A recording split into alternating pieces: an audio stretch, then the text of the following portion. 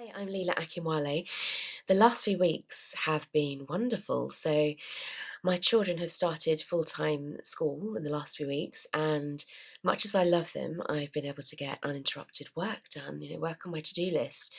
I've been able to have some time to do the things that I like doing, seeing my friends. I've started my Bible study group again. We really need to be connected as humans, don't we? It looks helps us look after our mental health. It helps us feel happy, and it's really hard when that's taken away from us. And now, as we're entering this latest phase of the COVID restrictions and this threat of a second wave, it's putting a lot of pressure on us all again. Um, and throughout the pandemic, it never has ceased to amaze me and fill me with dismay how many people that I speak to in my work as a GP have what I call a passive wish to die. It's not that they're actively suicidal, it's more that they feel that life would somehow be better without them there, that somehow they don't have any reason to live, that it's just too difficult to be alive anymore. And when we go further into it, there's multiple problems often, but what seems to connect these groups is that there seems to be a lack of meaning, a lack of purpose, and a lack of belief in something greater than themselves. And I also notice that there's often a feeling that they're the only ones who are going through this, that they are completely alone.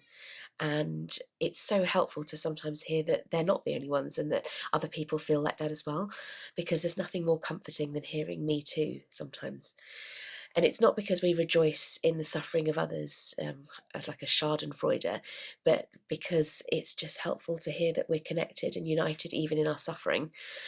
And we are so excellent, aren't we, at providing this in our church and in our small groups. I particularly feel this in my Space Bible study group.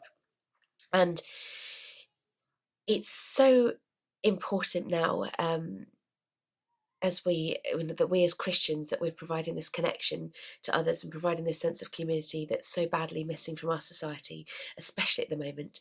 And I'm reminded what Jesus said about casting stones, and the Bible invites us to look after the least among us, the widow, the immigrant, and the orphan, who, when the Bible was written, that these were the marginalized groups, then these were the people who were most vulnerable. And I would add other marginalized groups to that list now.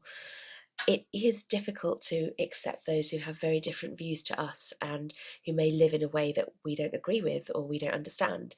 But as we're studying at the moment in our Bible study group about James, we're reminded not to judge.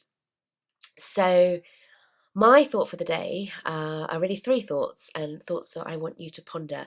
So I would like you to think about how we could better show our love to the marginalised. How could we provide a space for people outside our church where people could be met without judgment and provide friendship and support? And how, in practical ways, could we invite people in from the cold and provide a warm welcome for them?